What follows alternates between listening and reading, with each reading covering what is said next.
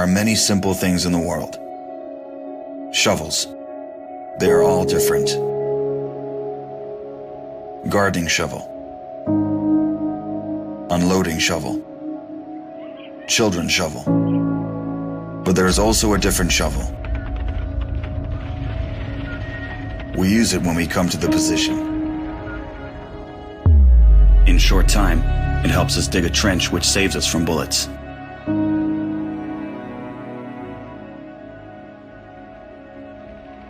If a tank will pass over the trench, there is a high probability that it will not cause any harm to the soldier.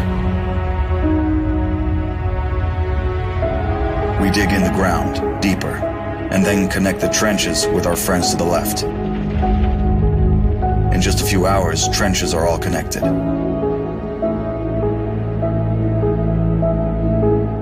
When we do not have an axe, we can use a shovel to cut a loaf of bread. A soldier uses a shovel as a paddle, crossing the wide river under enemy fire.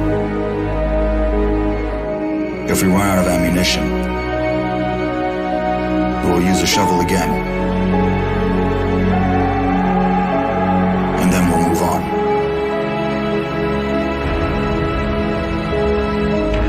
And when we get the order to stop, we'll take a shovel again and build around us an impregnable fortress.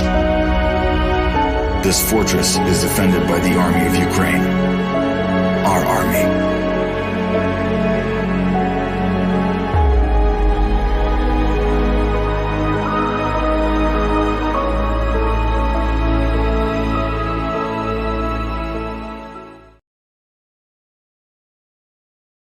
WTF Nation Radio. WTF Nation Radio. Whoa, whoa, whoa, whoa, whoa. Do you ever have one of those moments where you think, how the hell did I get here? Jeez, what happened to me? I was ruling the galaxy, had a cherry new battle station. I mean, this place had an omelet bar, a straight-up omelet bar. And now look, my former interns tossing me down a bottomless freaking pit. That was my out. The voice of U.S. Army, WTF Moments. This is WTF Nation Radio. I looked my woman in the eye sockets. I told her straight out. I just said it, man. I said it. I said, bitch, I'm the man of the house. Yeah, you said bitch, though.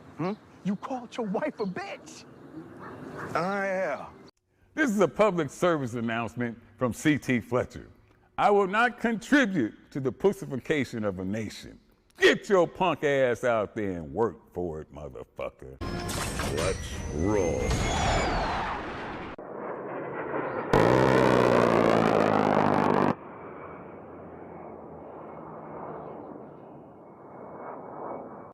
Live from the Functional Veteran Center of Excellence. Break them off some on this 7 November. This is the Monday edition. Broadcasting deep within the mountain compound, or maybe somewhere within the basement of the Pentagon. Whoa, Jessica, you want to call? Ooh, you want to call? I mean, you can if you want. I mean, it's WTF Nation Radio, U.S. Army WTF Moments. I mean, shit, it's Monday, so you want it? What do you want to call about? What you want? What you want to call? If you want to call, you can. 415-889-8367. And the whole audience can listen to you, and we can laugh and see what you got to say. If you're a first-time caller, I saw you in the chats asking, what is this? What is this? It was like Faith No More. You ever hear? You like Faith No More? Epic. What is it? So if you want to call on in, you can. Phone line. Oh, fuck. Hang on. Let me just point up the handle lines here. And then there you go. There we go. There you go. There's the phone lines are open now. We'll see what happens.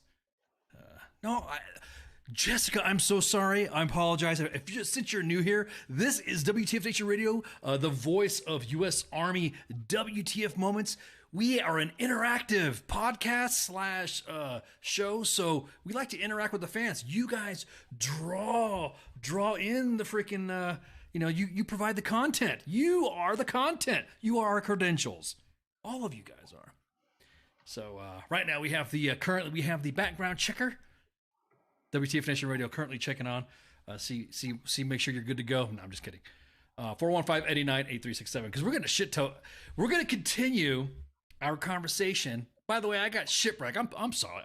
Dude, I'm so sorry, man. What's up, Ship? It's all right. I'm not important. Our guests and fans are, though. Yes, exactly. I apologize, Ship. I didn't. After the show on Friday. Actually, I should say that back. After the show that I conducted on Friday, I had to clean up some messes because I didn't realize that I was like, man, it was pretty. I was pretty. I don't want to say I was inebriated, but I had a blast. Me and Pookie are still talking about that show. That was an awesome show. That was fun. Had a great time. There we go. Yeah, I heard a lot of feedback on that show, so it must have been pretty good. Yeah, dude, come on. We were we were talking about Elon Musk. We were talking about Twitter. We were talking, man, it was fun. It was fun. And apparently after me and Shipwreck were shit posting all over Twitter and using the station's Twitter account, more stuff happened. And it was awesome. Had a great time. There was We always. Yeah, it was fun. There was people upset and people getting butthurt and new events happening, new celebrities. So I guess when I was cleaning up, I knocked my mic out and fucked it up a little bit, and it's all like messed up. Oh shit! When that happens, hang on, you guys don't mind. Apologize here to me. Let me adjust the mic. Step up to the mic, Ice. Step up to the mic. There we go. You love this page, Seth? Well, we love you too. Muchas gracias. Bienvenidos. Herzlich willkommen. Thank you for joining us. So anyways, it's been 5 years. Holy shit, damn, dude. Yeah, I'm glad you can hang out. Shit, welcome back. So yeah, me and Shipwreck were, me and Pookie were fucking shit posting about the whatchahoozits that happened with the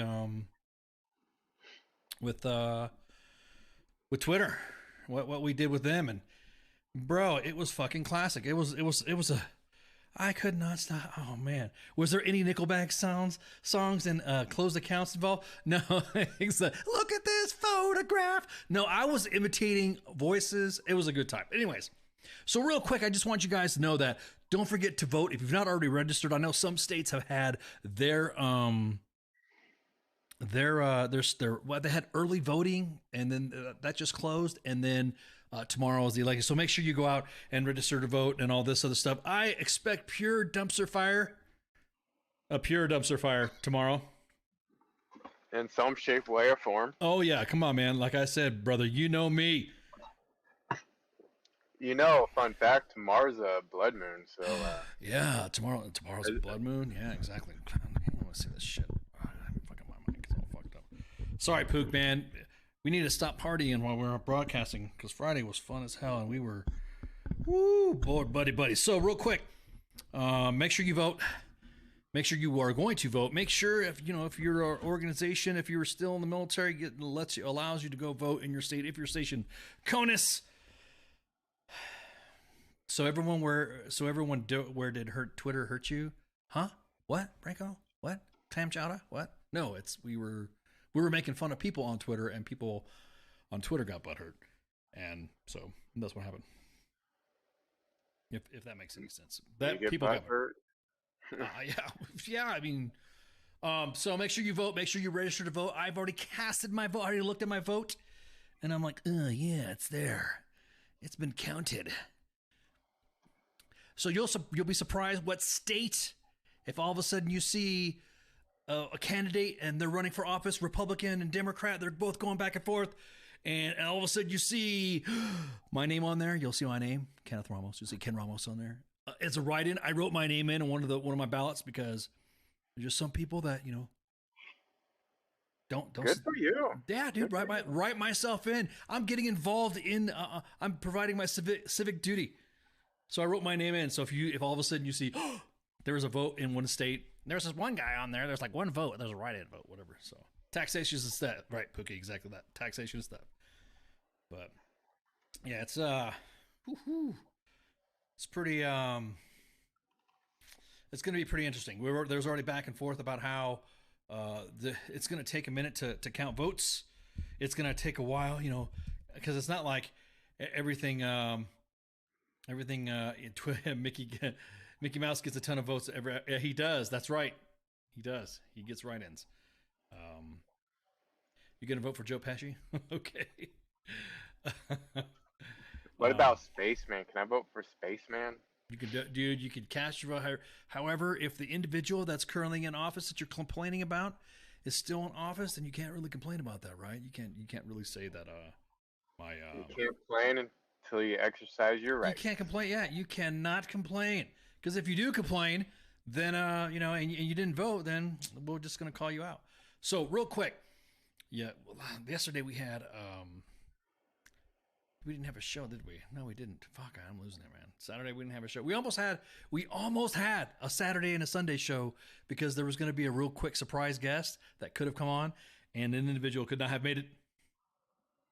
Vote twice, vote often. That's right. Even vote for your dead relatives. So that's why I said, hey, there was a show this, but Friday, we had a great discussion about Twitter, the use of social media, the exploitation of social media, and all that.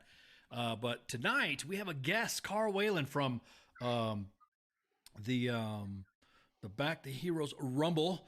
He's going to come on and talk about his other event that we got coming up, and then it's going to be fun. It's going to be cool. He's been a regular. He's been here like several times. It's like the fucking, I don't know, third, fourth, fifth time he's been. I'm waiting for him to be our co-host for a show. Yeah, exactly, because he's been on here so many times.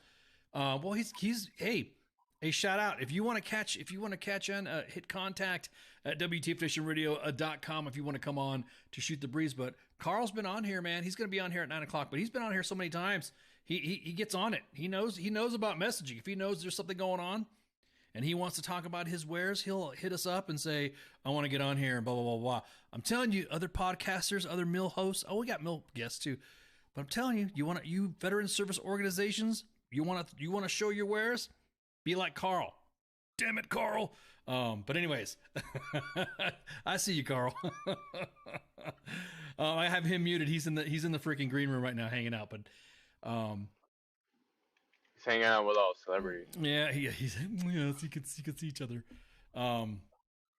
Vermin Supreme should run again. Yeah, we had Vermin Supreme on before. So tomorrow, don't forget to vote. Very important.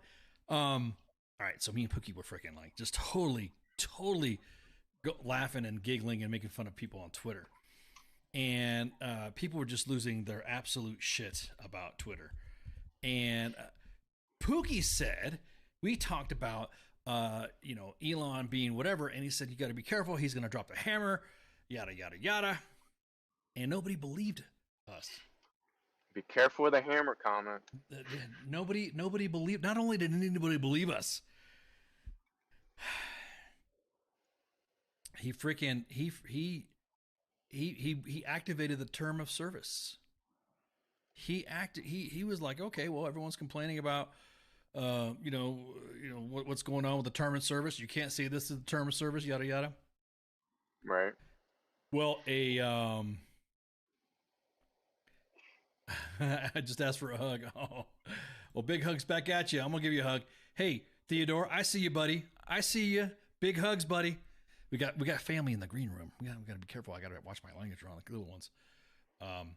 So he did what everyone thought he wasn't gonna do, and the term of service is you cannot impersonate anybody on Twitter. You cannot violate the term of agreement, the terms of service, and impersonate another account. So Kathy Griffin. Enough said right there. Yeah. Kathy Griffin freaking changed her handle, her handle to Elon Musk. Well, then freaking Elon Musk said, "Oh, I'm sorry, you violated the terms of service." So, yeah. As a matter of fact, I'm gonna window cap that. It as a matter of fact, he zucked her. So he zucked her so hard. Let me just post that up. Let me just post that up. It was like so she portrayed herself as Elon Musk and changed her handle. Well, then Elon went, I got you. And he permanently he suspended her. See, that's not Elon Musk. Look at the @ and then look at the Elon. Well, everyone else is doing the same shit too. Elon needs to help me out and destroy TikTok. Ooh, damn, Jessica. Damn. He's also been fact checking the White House. He's also been fact checking. Dude, he even got fact checked himself, but it was like for like a correction. It was a hot minute. Yeah, he's. I mean, I'll be honest. I think it's freaking hilarious. Well, then, I guess there was there was a comedian or an actor or something like that did the same thing. Everyone was changing their shit to Elon Musk to kind of like in protest. So then another person was suspended. Now, mind you, look at the followership, man. 2.3 million followers. 2 million followers with Kathy Griffin. And I'll be honest with you, I thought that was freaking hilarious. It's all everyone weaponized Twitter so fucking bad before Elon Musk took over, and people were just getting shadow banned. They're getting their accounts deleted. They got permanently deleted just because, like for instance, somebody tweeted out Kyle Rittenhouse did nothing wrong. As a matter of fact, you know, we were talking about we didn't get zucked when we talked about it when we said that we supported Kyle Rittenhouse and the decision that he was granted that he's, you know, they said that he was self-defense, right? Right. Yeah. So, and then she did something. Kathy Griffin did something that I would thought to have like, bruh. She then logged into her mother's Twitter account, who's been dead. Yeah, I was about to say. Who's been dead a while, and now she's freaking she's using that account. She's using her dead mom's account. Now I don't know if matter of fact, I should just keep talking about it and just show memes, huh? I should just post up some memes. Hang on. So the day came back out and did voting? Yeah, as a matter of fact, oh shit, I hate Carl. What's going on, man? I see you. I see you in there, buddy. Matter of fact, I'm gonna give you vision. I'm gonna show you what the audience is looking at, so that way you don't have to worry about doing the Facebook thing there. So that way, in your little screen that you'll see right there in the green room, you'll be able to see what the audience is seeing. There you go. So that way, there you go. That way you don't have to worry about having multiple. Exactly. That's how we roll, bro. That way you don't have to worry about having so many different screens up. You could just see, hey, look, there you go. Technology's awesome. So let me go to the next window cap here. Because the memes is it's another one too. This is hilarious. Identity theft is not a joke. That's what he it's the memes for the Kathy Griffin memes are freaking, bro. They're delicious. They're tasty. They're all, and what's funny was because exactly that. Good point, Heather. Is that good and indifferent? She was all upset. She wanted to make sure that Trump was gone, and this guy was the president of the United States. And what he said and all that shit talking and all this other shit, all he was doing was posting stuff, but then he got his account taken off. I want to know what was the catalyst for D. Treasy getting this shit. What did he tweet that like got him thrown off? And then but right or wrong or indifferent, exactly that, when he was the actual president. But then Kathy Griffin actually violated the terms of service. I don't know. Wait, somebody brought to my attention that I could get in trouble for stolen valor for being an imperial grand admiral, and I might have to change my shit. But in the end effect, she's got to change. If she wants her account back, it's got to be $8. $8. So, who is Kathy Griffin? She looks like Carrot Top. Yep, that's exactly it. So, say the same thing. Let's see. What other one? So anywho,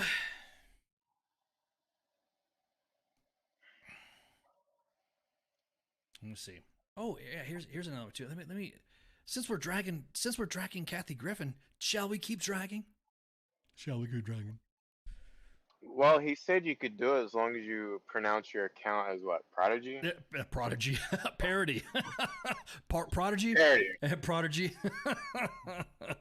You're talking about Prodigy, like the Prodigy. You talking about the Prodigy party, the band Prodigy. Oh, Firestarter, Twisted Firestarter. That would be funny though. Yeah, it was pretty funny. Just put an R after the Admiral, exactly. So everyone was talking about how she should never have been banned for making a parody account. She should have been banned for a long time ago for directing a hate mob to dox some kids. And so these were the kids that were on the Capitol that had those guys that were walked up, and that Indian veteran, I guess. I don't know if he was a veteran or not. I don't know if it turned out to be. But anyways, let me post that up. Kablam. There you go. I'm greatly disappointed to my Facebook friends. I have to go motivate them to find more memes. Exactly that, dude. So here she is. She posted a comment for the she should have been kicked off for the head incident. I'll let your mind travel with that one. But she posted the reply from the school is pathetic and impotent. Name these kids. I want names. Shame them. If you think these fuckers won't dox you in a heartbeat, think again. Names, please. And stories from the people who can identify with them and vouch for their identity. Thank you. Damn. That's what I'm talking about. Look at that. So if anything else, maybe it's like a retro suspension. I like this. This is fun. Well, what happens if someone declares that they're I declare myself to be such and such as a human. So I declare myself to be Elon Musk Jr. Can I do that? Oh, that's right. You can. Are you saying you can identify? Yeah. You can identify yourself as whatever gender, species, race, or whatever. So now you're saying you're gonna my name. It's gonna be my name. You're gonna identify as Elon Musk. All right, let's see what happens. Yeah. Okay. Am I gonna be kicked off for doing that? Oh, okay. Oh, okay. Yeah, we'll see. All right. Yep, we'll see that. Somebody says the old man was like a pogue, and was in the Marines for like 2 years or something like that, or he wasn't even in. Carl says he identifies as Elon as a trans millionaire, or is it trans billionaire? Well, someone might be a billionaire tonight. Right, dude. Could you imagine, man? If I won the lottery, I'd put money. I'd put money aside for the Powerball. I'd put money aside, and then I would drop deets on a lot of motherfuckers, right? And I would cash. I would just like, hey, defamation suit. Okay, how much? Here's $1 million. Bam. I'm gonna post all this shit, and it's gonna stay up there. I would just do it out of spite. I would fucking, dude. Oh man. You wouldn't try to go buy like SpaceX or Tesla just so you try to buy it? No. I wouldn't try to buy it. Dude, those things are already, that's like $1.9 billion. So after taxes, you'll probably get like what, 700 million? That's not enough to buy that stuff. So if you have, yeah, exactly that, Pookie. Meanwhile, in the Legion of Doom, I would build something like I wouldn't mind hanging out. I would buy several houses in different locations that I wanted to live and visit. I would, take care of, I would take care of some of my family. I'd donate. I'd go to all the local. You'll know in different ways. You'll know in different ways. Like for instance, local schools, in an area, all of a sudden had their school lunches paid for a year, or you'd hear about school supply, or you hear about teachers getting their classrooms filled with school supplies for the next year for them for like the next 4 years or something like that. I'd do some shit like that. I'd be more a philanthropist. I'd be. Well, if Pookie wins, we'll know what happened because he'll be screaming on the top of the roof. Yeah, Spanky said. Spanky, I'm saying, Spanky would freaking. She's already said, "You will buy me snacks for life." She's already, she's my teammate, so she's already said that she's going to. Yeah, you'd go to Olive Garden. I would buy an Olive Garden. No. I would buy like a franchise restaurant, and I would make it the most baller ass restaurant on the planet. Not only that, I would make a deal like with somebody who worked at McDonald's. Like for some reason, I don't understand.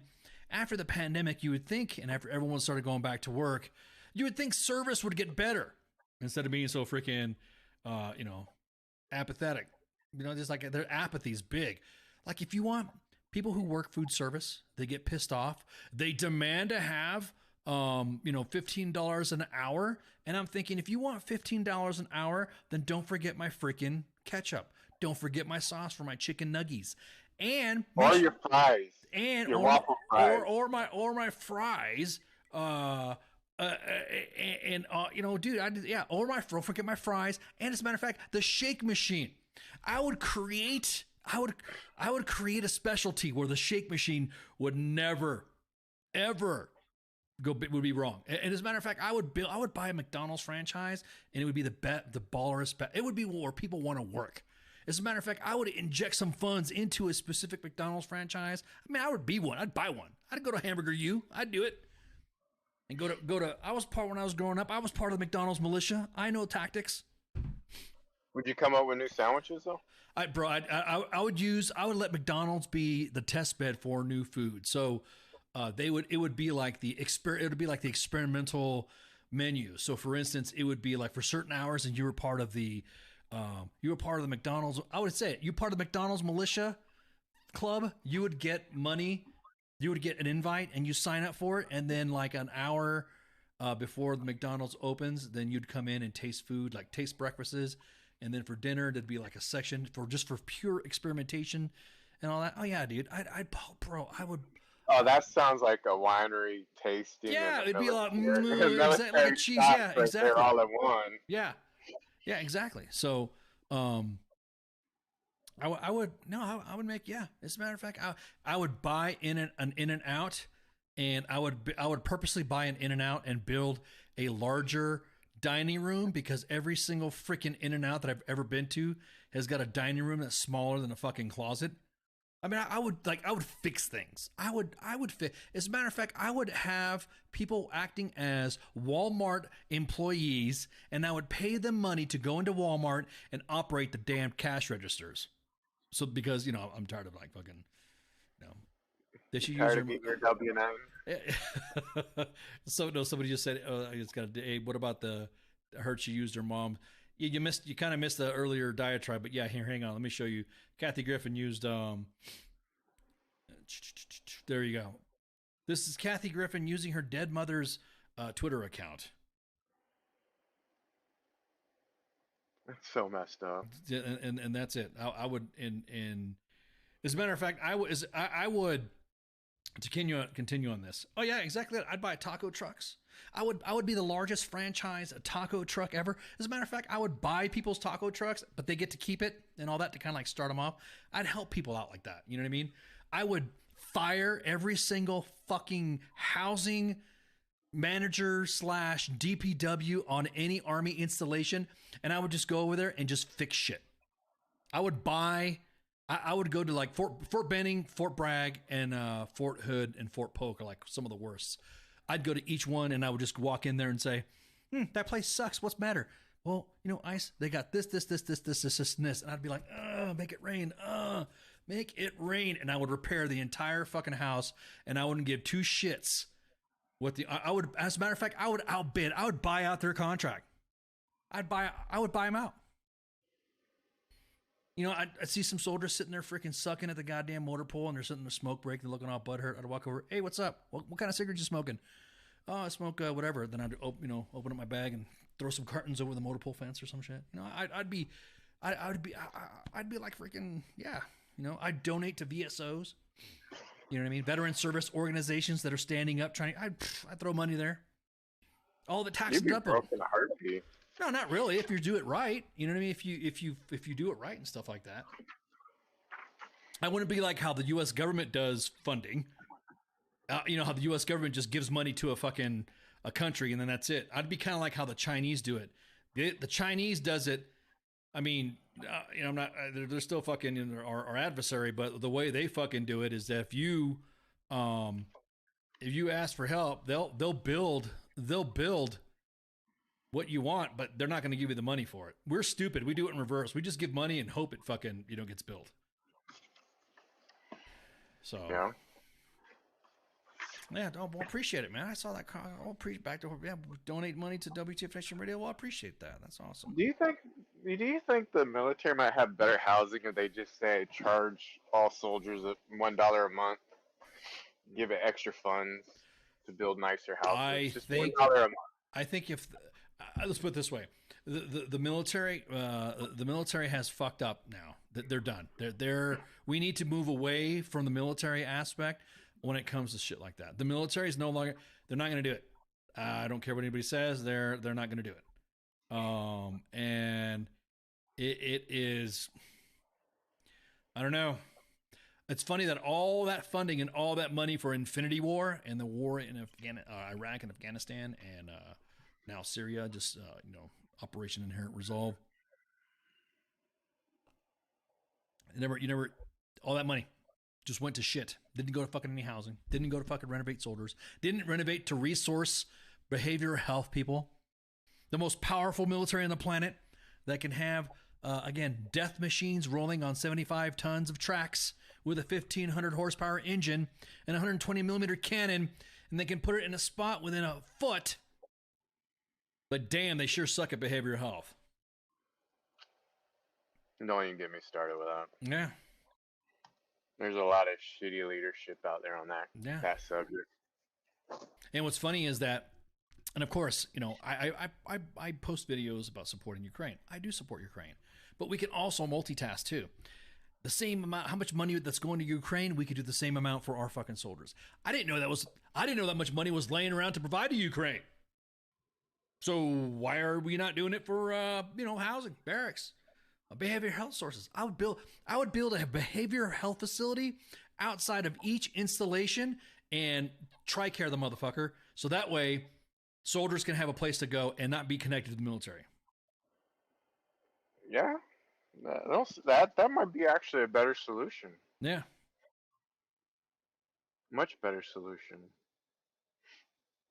Yeah, it is coming in, man. Well, with the lights, you can't tell because my gray and I got a shade of blue, but yeah, it's starting to come in. I kind of like when it grows out because then I get a line that comes down right here for my stash. That goes down. That's pretty cool. The darker portion will start growing in. It's pretty cool.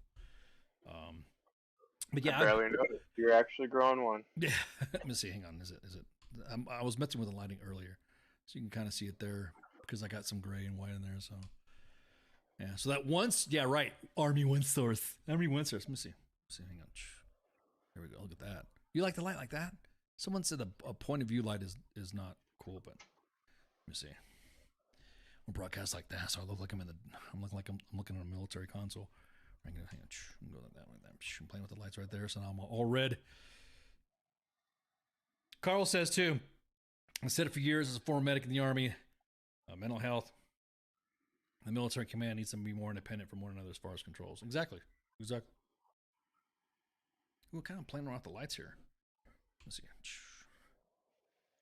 Hit that like that. And there we go. There you go, another light here. There. What was I gonna say? Yeah, dude. Oh man, I'd go by. I would like if I see soldiers like needing to go, I'd just be sitting there in the waiting, and a soldier would come in to the lending closet, and I would just be sitting in the office, and a soldier walks in the lending closet, and I'll be sitting there reading a newspaper or looking at my phone because we don't have newspapers anymore. I go, what you need, troop? I need some pots and pans and all this, and this. Do you have any? No, I don't. Okay, let's go. Now roll on over to freaking Walmart and just let them go on a shopping spree to take care of their family. Every soldier, sergeant and below, hell, any soldier, but pretty much the Joes. If they had a kid in a military hospital, I'd have packages waiting for them, for the little ones, for the children's. So, a combat veteran. Damn, I've not seen you. Man, I have not seen you in forever. What you doing, man? Long time no hear, no see. Damn. Combat veteran is in the chats. If you guys don't know who he is, he's in there hanging out. What's the agenda for tonight? Lube or nah? Depends. You gotta consider velocity, thrust, friction. So it depends. Yeah, dude. I'd do that. I would also have, let's see, what else? What would you do? If I won? Yeah. What would you do? Shit, invest, build trust funds for my kids where if they hit certain milestones in life, they get a small proportion of it. And then the investment part I'd probably donate a lot of it to mental health. Um, so I know a couple of close friends that unfortunately did what they did. And I think there's needs a lot of help in that department. No, I hear you. But yeah, it's not fun getting those calls. So Oh, I hear you. yeah, but I hear you. I hear you. not a day goes by I don't think about them. So. Oh, I know, brother. I know. I'm the same way, man. I got some friends too that I even have to think about it not to choke up, or I'd be choking up right now. No, I got you, man. I gotta focus on not choking up. Yep, exactly. You ever seen you ever seen some of the testimonials of those that attempt and then they come out of it. I like hearing stories like that. You know what I mean? Those are the stories that I would like to, you know what I mean? I like to see, because I would do the same thing. Most of, like I said, most of my stuff, I don't know, man. It's just I don't understand how is it that we were able to fund and finance the war for so many freaking years, and we still had trashy fucking housing. We still had trashy behavioral health. Like we didn't think 20 years of war was going to do anything, and then the soldiers that are still in and the veterans that are still, nobody expected that to, like, I don't know, you expected it to just like go away or something. So. Oh, that's not gonna go to water. Yeah, exactly. But anyways, let's see what else. Do we got any more? We got any more memes? You guys are like, let's see.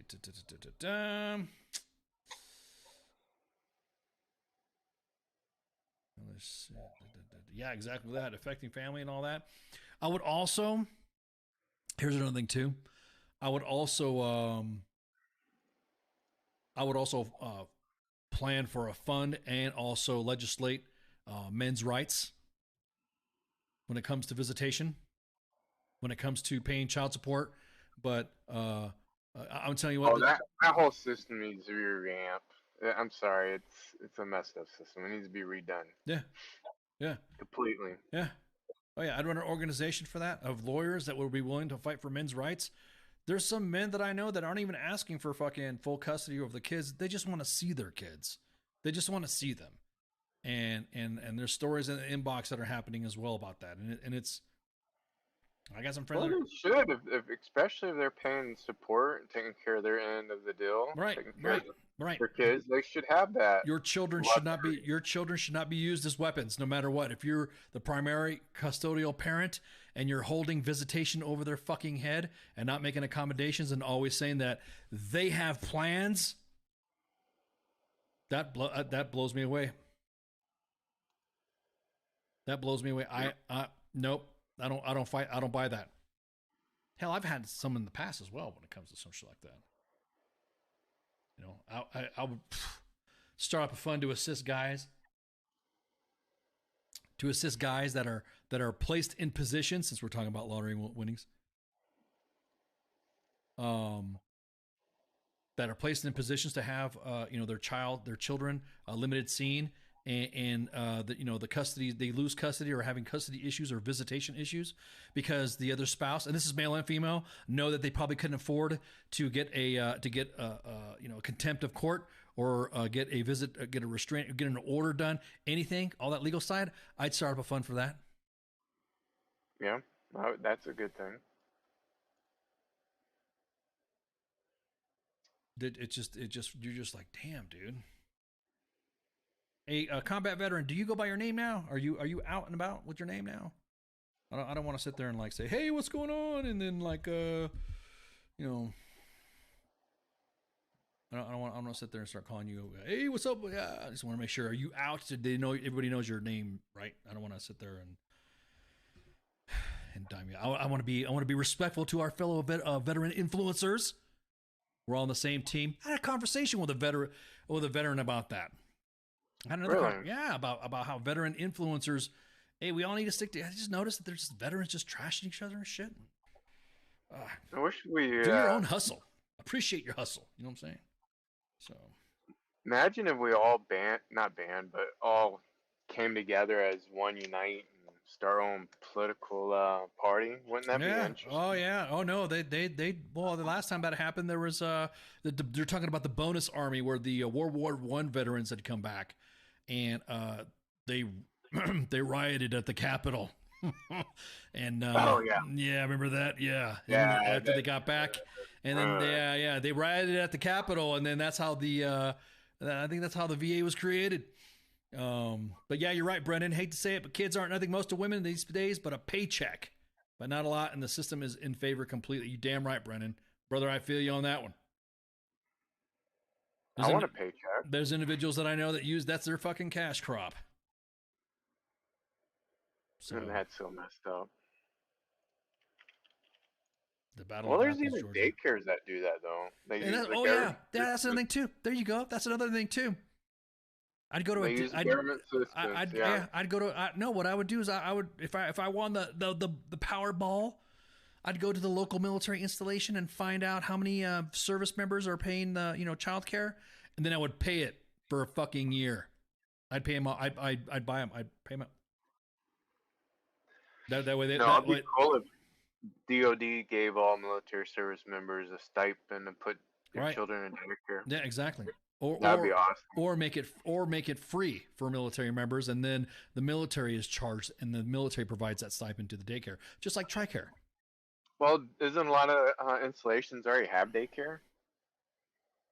As far as what? But I'm saying some installations do, but there's like a slots and there's limited.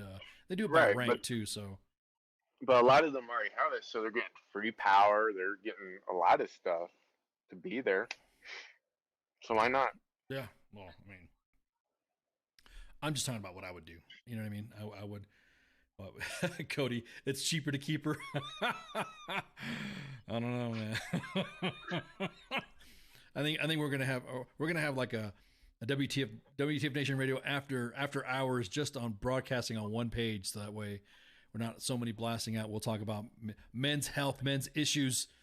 Again, that's what No Shave November is all about. It's an awareness campaign for male cancer, prostate cancer, testicular cancer, breast cancer, and of course, raising awareness to providing all the money that you would not have had used for your grooming, hair, and beard to any pediatric cancer centers like John Hopkins or St. Jude. I always use St. Jude. Yeah, you two gotta. Yeah, Carl, you're gonna see he's way ahead on the freaking on the power curve there. But yeah, that's what I would do, man. I'd be like just throwing it, because at that time you just write it off. I'd just like, hey, bam, bam. I'd have so many tax write-offs that I would be able to, not pay taxes. Well, see, that's the thing. You'd have so many tax write-offs that people would get mad that you weren't paying taxes, but you were being a philanthropist. I'd open up a home for for veterans to kind of like a team house for like homeless veterans. I'd grab a couple of homeless veterans off the street. I wouldn't kidnap them, but get them a freaking get them started. Help. What do you need? Get them temporary housing, stuff like that, man. Just I would do that. There you go. You could start a franchise building homes for veterans. Oh, there's already one out. No, there's already one out there. We're gonna work on them. They're out of Colorado, and they No, taking it nationwide, not. No, that's what I'm saying, but yeah, but you need to start off with that. But I'd build freaking it would be just like all that stuff. Can we just write off a haircut, bro? You ain't lying, Cody. Hey, shaving and haircuts. If you write off your shaving and your haircuts costs as a tax write-off or a business expense. So, why not? It's required to get a haircut for military. Why not? I think beards should be in the military, but that's in the army. That's just me. I think we should have beards. That's just me. So, but let me see. Let me look on the feeds, because the Twitterage is Let me see. Let me look.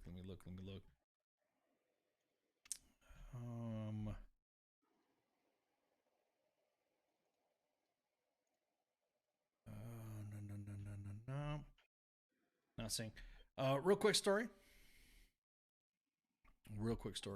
before we go on break and allow Carl to enlighten us. Yeah, enlighten us on what's going on, and grace us with his beard of excellence.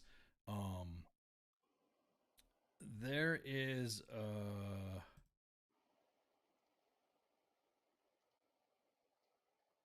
let's see. There's a post. Here it is right here.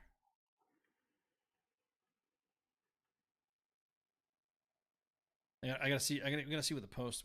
I'm digging deep in this post here, but there's a post here that's speaking of Twitter, that's circulating the webs.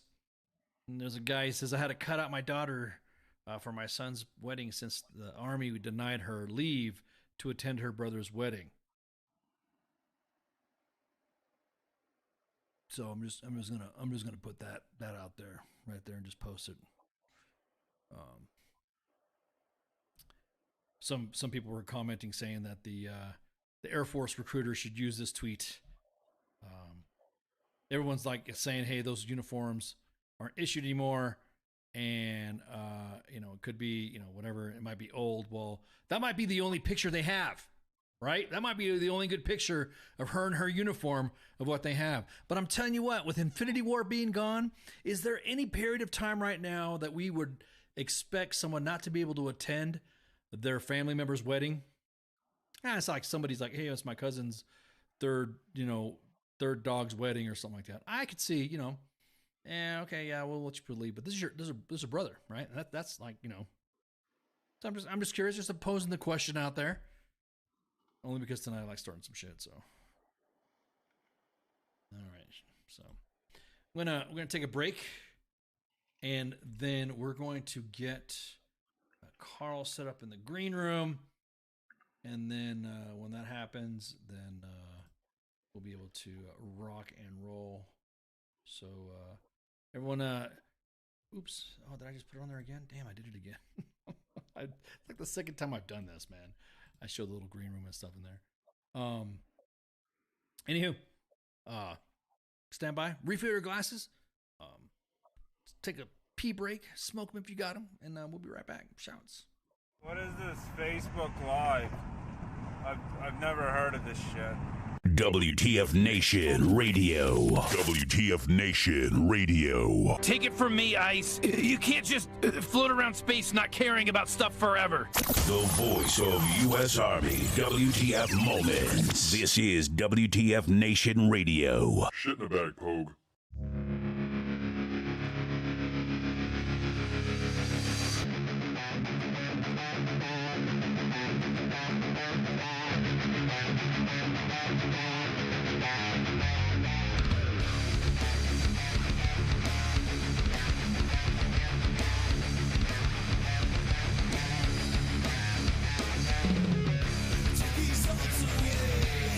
Nothing feels the same.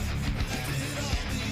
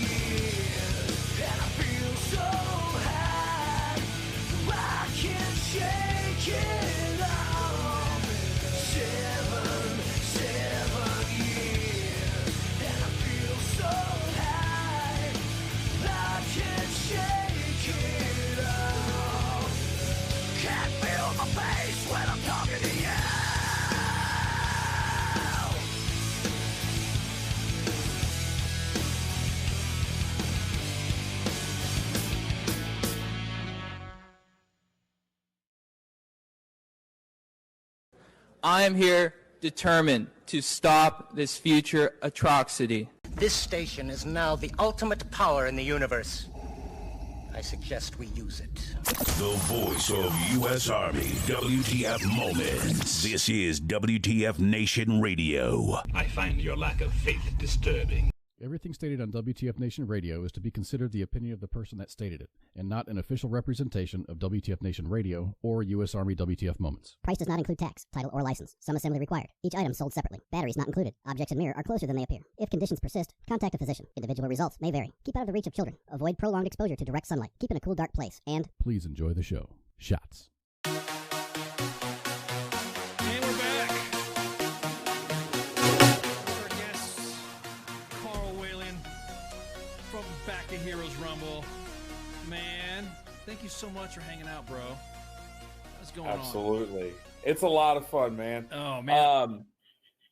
I'm really grateful for you guys to have us. But go ahead. What were you going to say? No, I'm just going to say, man, thank you. You're a repeat WTF Nation Radio offender. You've used us a lot more than most individuals use, their own soap. And it's awesome. Sorry, I just saw a soap joke. Somebody just said, how many times do you take a shower a day? Anyways, but no, dude, it's it's great to have you on. I mean, you keep coming back over here, and one of the guys is saying that you might be a co-host one day if you keep it up. I'm not adverse to the option of doing that. It just really depends on what exactly that would entail. Yeah, it's and busy. I wouldn't ask for a dime to do it. I enjoy talking to the public. I think we need to get more people to support the very entities that we are here to support with our charity. And my wife and I, we actually both co-founded the organization with the drive that we wanted to make sure there was not a single fallen hero ever forgotten, especially those that don't get the limelight and attention. You'll see in a random news cycle, you'll see 5 cycles where there's one fallen soldier, but there's like 17 others that were killed, and they get like a 30-second blip, and that's it. Yeah, it's like, exactly. wait a minute, where's the equity in that, Well, for the fans that don't know who you are, tell us about your organization and, tell us about yourself. So my name is Carl Whalen. This is Andrea, my wife. We co-founded Back the Heroes Rumble in 2019 after we put on a car show for a fallen officer in our area. The proceeds from that show was so successful that we decided we wanted to keep doing that. And flash forward, we've honored 5 different families in the last 4 years. 6 different families. And we now do 2 a year. And what we also do is, instead of just honoring the fallen with our car show and giving all the proceeds to the families to the tune of over $30,000, we also provide life-saving equipment to first responders.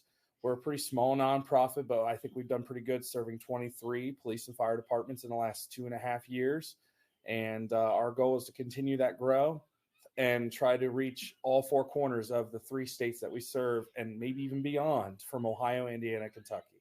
Oh, wow.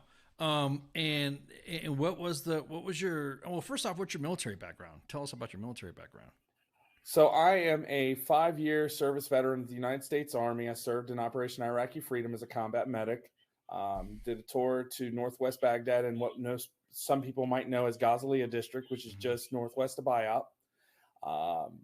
We served in the JSS and did both OIF operations and Operation New Dawn before we outfitted the Iraqi National Army and police to do their job and get the hell out of the Dodge. I still disagree with the way it exited, but hey, that's just my opinion. Yeah, really, exactly. Go ahead. I'm sorry. But that's my background. And after I got out of the military, I decided to serve. I tried to serve as a nurse at the VA, and my back was so jacked, they actually had me medically do an exit interview from the VA. They're like, your back's too messed up. We're sorry, but here's the consolation prize. You get to be a retiree at the age of 30. And I said, well, you know what? I'm going to take that free time that I so hated and decided to start a charity to continue to give back, because I couldn't just sit there and do nothing. Gotcha. Now, you said you and your wife both founded. You're going to introduce us to your wife and say, hey, what's up? I mean, yes, absolutely. Well, let me go ahead and let her tell you guys about her background. Okay, go for it. Good evening, Vietnam. How you doing? I am wonderful. How are you guys tonight? Good, good. Tell us about yourself and tell us, why, what made Carl talk you into this? What was his, I'm sure there was some badgering going on.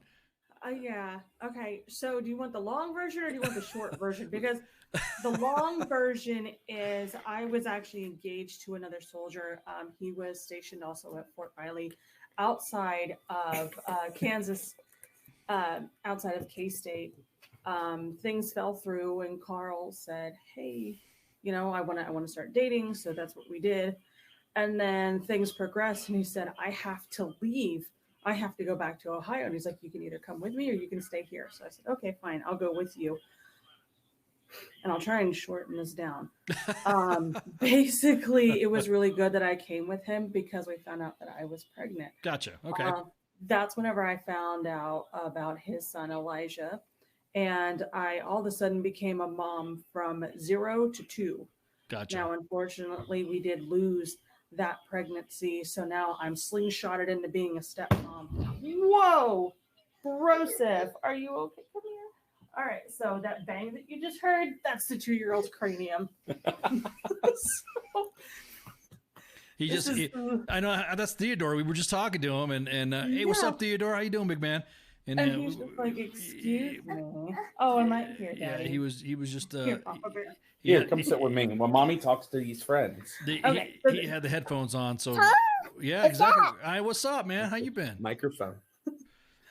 Oh, he's trying to figure out what's going on. He's like, so Mommy's talking. Go ahead and finish your story, babe. So let's just kind of condense this down. What Carl was getting at is that he fought so hard to become a nurse, to become a paramedic, to become something that could provide for his family after the military. Right. And the VA is like, sorry, dude, you need to go sit down. Phone? And no. Phone.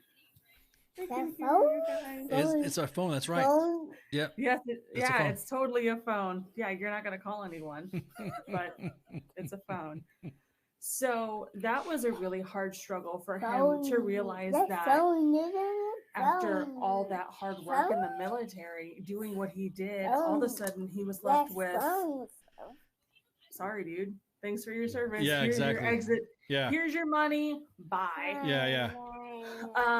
But basically we've come up from homelessness. We've lost 4 pregnancies, 4 out of 5. So now we still have our 2 sons, Theodore and Elijah. And Carl, like he said, we lost an officer in this area, and it made such a huge impact. This car show had 500 cars day of. I mean, it was like droves of cars, and we had never seen anything like that. And Carl's like, I want to do this again.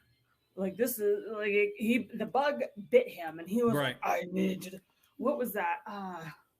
Power. I forget what the stand-up comedian is, but he's talking about how he got a big old truck and And so the really funny story is it's called Back the Heroes Rumble, but I was like, maybe Back the Heroes Rumble, and he goes like, that sounds stupid, and I'm like, yeah, you're right. So we changed it to Back the Heroes Rumble, and from there, we've basically just tried to take off, because one thing that you don't think about with these police agencies is them getting home safe. You're worried about, the people that they're interacting with, being safe. And of course, you want the officers to be safe. But you're like, oh my God, if they're shot, right. They're officer down. And I've been on ride-alongs, and I can tell you that in some of the screens, there's the big red, as the guys would put it. They're like, that's the oh shit button. If something goes down and you're saying, oh shit, you press that button, and that's how you pull the shotgun off the ceiling. And it's like, okay. So, but we want to decrease that time of when the paramedics, have to, if they can't get there in time, someone else can reach in and say, hey, I have a tourniquet. Hey, I have this. And it can potentially bring, not only the officer, but anyone else involved back home. I mean, I don't want to bring up any old wounds, but one of the heartbreaking facts of Uvalde, Texas is 40 minutes is how long some of these children suffered. Yeah. Yep. Can I don't even want to think about it. Yeah, but I know. If you're sitting there thinking like, what could have changed if that 40 minutes had been drugged down to like 5 to 2? Yep. You know, all because someone not necessarily acted faster, but if they had like the actual, you know, I have this product in my hand, I know how to use it, and I can save this life. Right. So, I mean, really, that's kind of what we've morphed into, is not only letting those who have fallen be forgotten, because like Carl said, Remembering them. yeah, remembering them, because we had one officer that was fallen, and then we had another, and it was just kind of like hey, he died. And it was like, well, hold on a minute. That's not very fair. You know, like this guy was still, you know, he's still served. Just because the way that he died was in a less glorious manner doesn't mean that his family should just be like, oh, sorry for your loss, you know, and pay more attention. So that's one of the main reasons that I brought up to Carl, hey, I don't think this is fair. So we try to give equal attention. Now, unfortunately, sometimes, you know, we do only see what comes across our screens. And that's why we reach out and we say, hey, is there someone out in the universe that we have missed somewhere that's, you know, needing that recognition, needing that love, needing that support?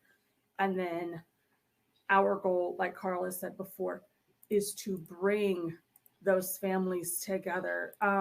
Whenever we lost our children, we found a group that supports those that go through that constant grief.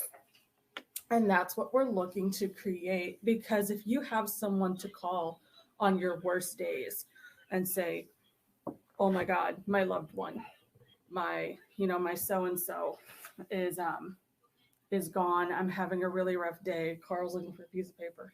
No, you're fine. Okay. You're fine. I know I'm fine. I definitely want to re-steer. But no, she's right. We don't want to forget anybody. Everyone that's lost a loved one deserves the support in as big a way as possible, because that loss is just as great as it is for another person who may have gotten a Purple Heart and a Silver Star versus the other one who just committed suicide because the wounds inside were too great to deal with. Or if another one got hit by a car, it's a tragic accident, but it's still tragic, right? It's a loss. Right. Our goal is to make sure that every one of our fallen heroes is remembered and the family gets the support they deserve and need, not just a paycheck and disappear, because there's too many organizations that do that already. Right. And then we want to stop line of duty deaths. I mean, we'd love to prevent them all, right? We can't, but all we can do is lessen the impact for mental health needs as well as life-saving equipment needs. And that's our focus, is the second option of our programs. Right. And then we're even getting into the particulate hoods with fire officers, with firefighters, excuse me, sorry. Because, I mean, look at the after effects of 9/11. We have a lot of firefighters that are dying to cancer because they, in their most heroic moments, were breathing in, sucking in these horrific fumes, and they deserve as much of a fighting chance as our police officers, as our heroes overseas. And so to make sure that everyone can come home safe, right, that's our mission. Because whenever you lose not only a loved one, but an income as well, that's another thing that you have to think about. That's someone's whole salary, depending on how much they make a year. So even though what we can give is only a fraction, we hope that over the years we can start to amass a decent amount for each growing family. So that's why the support really matters. And so, hey, Carl, could you? There's something in the background playing. Is like something on the speaker? Or? Yeah, Theodore. Yeah, go ahead and take Theo. Little Man. Sorry. Hold on. We're gonna get ahead and have her take Little Man, Yeah. so there's less All right. distracting. Yeah. Sorry about that. Yeah, take it easy. I didn't realize that was us. I'm so sorry. No, you're good. I have a noise canceling button. I guess it's not working on this mic, so that's my fault. I hear everything though. That's the problem. But everybody, that was my wife Andrea. She is the secretary and the honorary contact liaison for the charity. So she's the person that's on the ground, first person to meet and discuss with the families of the fallen that we choose to honor. As long as they give us their well wishes, they're invited. We treat them to a great day at our car show, and we raise thousands for them in their loved one's name, and they use the money as they choose and see fit. How many car shows have you done so far? So if we include the one that was the preamble to the charity start, 6. Okay. Wow. And you guys have been going on for how long? You guys been running? We're finishing up on year 4. Wow. That's awesome. In total, you've raised how much? I mean, because I know with us, you've been doing. I mean, you're more like a. I mean, aside from collecting, charity, but you're also a networking outlet too, right? Yes. So we have several charities we try to connect with and create a network of resources similar to that of a couple other charities some of you may know that do their own network for other veteran needs. Because why reinvent the wheel, right? Why not try to just connect those resources that are already involved and well versed? Exactly. So that's part of our program Operation Safety Net. Originally, we wanted to try to, like I said, be part of that goal and provide resources, but we're just only 5 members running a nonprofit. There's a lot of work to be had to run that program the way we would like to, if we were giving funds to assist. Right. So that's one of the reasons why. It's just the workload is just too great for 5 to take care of. No, I gotcha. Yeah, it would. Yeah, just handling all that stuff too would be it's oof. So tell us about you guys. You got a honky tonk concert coming on. You got something going on with a honky tonk concert. Yes. What's up with that? What's give us the story behind that one. So there's one event that I'm sure many of your viewers are not from the Cincinnati area, but those that are, or anywhere near it, there is a Heroes Honky Tonk benefit concert that we're doing that benefits proceeds for our first responders' life-saving equipment needs, such as trauma kits for the police officers, cancer protective hoods for our firefighters and their turnout gear. We've provided radios, COVID-19 supply needs when the peak of the pandemic was impacted, Gatorade, new sheets for the beds, pillows, just things that most people don't think that these officers or firefighters might need, especially for those who are pulling 24-hour shift duty, overnight shift duty. It's nice to have a nice, clean bed to sleep in and to have the gear you need so you can make it home to your families. Right. That's what this concert's supposed to take care of. But also, we're going to be recognizing some first responders that went above and beyond the call of duty from the 3-state region that we support of Ohio, Indiana, Kentucky. And the officers we're going to be honoring is Officer Eric Ney from the Clear Creek Township Police Department, who was shot and wounded.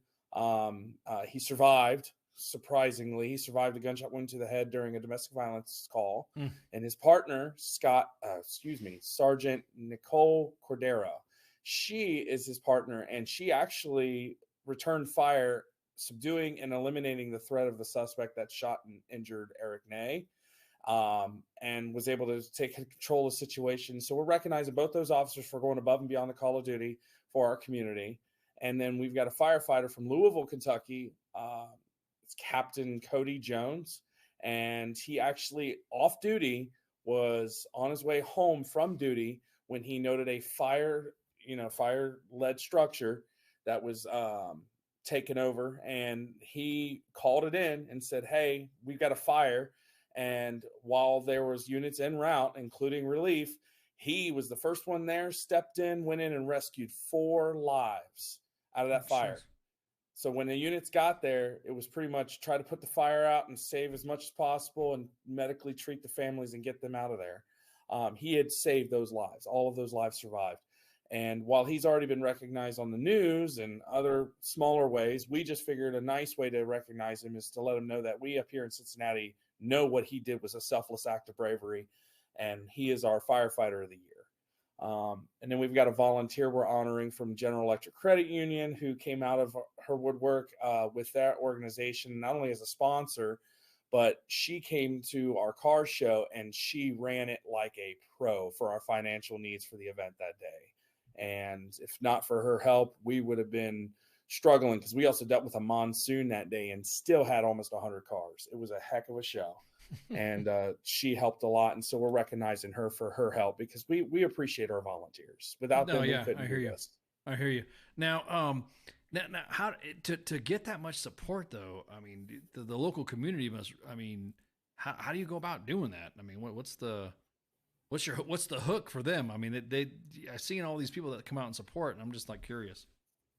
So really, I guess the best way to word this is the hook, line, and sinker is, without our firefighters, without our police officers, who do we got to save us when we need them? Right. Right. And so it should be almost an unspoken rule that if those very men and women are willing to adorn the uniform and serve and protect our needs when we're asleep in our bed at night, or if somebody tries to break in, or if somebody pulls a gun out and tries to shoot you just because of some disagreement or whatever, if they're going to risk their necks to save us, we should be willing to open our wallets and make sure their needs are met.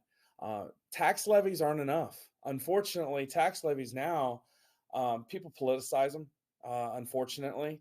And what happens is the funding pool gets strong-armed to basically just sustain what they have. And oftentimes that's not enough. With the evolving need for the officers, especially many of them getting ambushed and ambush-like attacks, ambush attacks are up almost 300% this year. Right. You can't go on, turn on the news and not hear about a story where an officer has been shot at just because he was sitting there in New York. Like, I understand some states are worse than others: Illinois, New York, California, Texas, where there's officers being targeted just because they're officers, where oftentimes they don't even have a Facebook because of it. Right. Right. Bottom line is, that's just the police officers. We got the firefighters now getting targeted. That's crazy. Pardon my French, it's crazy shit. Yeah, you got firefighters being ambushed, because what happens when firefighters are tasked out? There's law enforcement that follows suit to help them make sure the scene is safe. Suicide by cop, that's the common go away. Mental health issues are a growing issue, not just for our first responders either, but that's a segue for another segment. No, go ahead. You can say it. Go ahead. We got plenty of time, bro. Go ahead. This fucking pandemic has screwed us all up. The pandemic, the political climate, social media driven, where everybody's got everything so right in our phones. I mean, think about it. 25 years ago, when all we had was newspapers and maybe MySpace, right? Did you hear about this shit? No. Yeah. If you got angry about something in the newspaper, what'd you do? Throw it in the fucking trash and just ignore it, right? Yeah. Now everything's like right there, so you can react to it, and you've got what they call anonymous respondent syndrome, where you see this and go, well, I could change my profile picture to something unbeknownst to who I am, and I could just be a dick to everybody. Yeah, and just exactly. drive people to the darkest places of the earth in their emotions. Exactly. It's just feeding the conundrum and the problem that we're facing, not just countrywide, but worldwide, really. The human race is falling into a shithole, and in order to dig ourselves out of that third Malibult of hatred, anger, and violence, I think the main goal here is we just need to find a way to just put the damn device down and focus on what's most important in life: our friends, our family, and our freedoms. If we don't have those, what's the fucking point of living, right? Right. Don't give up on life just because it's hard, but don't sit there and think that for 1 second that some anonymous dickhole that's giving you shit on Facebook's opinion is going to mean more to you than your family sitting right next to you. You bring up a good point. You bring up a damn good point. It's and I talked about this Friday, is that social media has given individuals the intestinal or testicular audacity to come at you in the chats just to like talk shit. And these are the same ones that will rage 22 a day, and then will then drive someone else on social media to that point where they may not be at their right mind to fucking, if that makes any sense. You know what I mean? No, I get it. I mean, everybody's got their breaking point, right? Some people, it might be suicide. Others, it might be a random act of violence at a grocery store where he just takes a pistol out of a safe and goes and shoots people. Cody brings up a good question too. Is that mind you guys, when we talk, we're talking with you in the audience, and we're talking in the chats too. So just buckle up. Cody says, whatever happened to thick skin and not being offended by literally everything in the world? I see your point, Cody, in that aspect, but there's also another point to it where if you clearly see somebody is having an issue, it's that constant digging. And if that individual doesn't have anybody to turn to or doesn't have anybody to talk to, yeah, there's a bot in the chat, we banned her. Then that's the driving point to make it worse. And I'm not saying an individual is specifically responsible for an action of another individual, Right. But it's one of those things to where, if you see someone that's clearly upset about something or whatever, and you kind of can say, I don't know, man, it's just it's hard to say, it's hard to tell, but Baconator, I'll give you a good example. Go for it. We were at a national night out, and it was before our big car show. And I had this older gentleman. He's probably about 50, 60 something years old.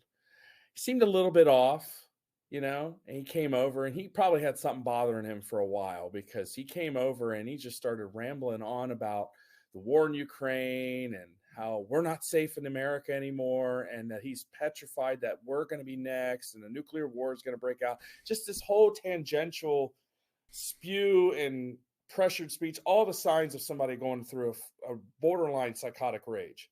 Yeah. And finally, I tried my best, and I think it was grateful that I probably stopped this man from losing his shit, because suddenly I just said, hey, look at me.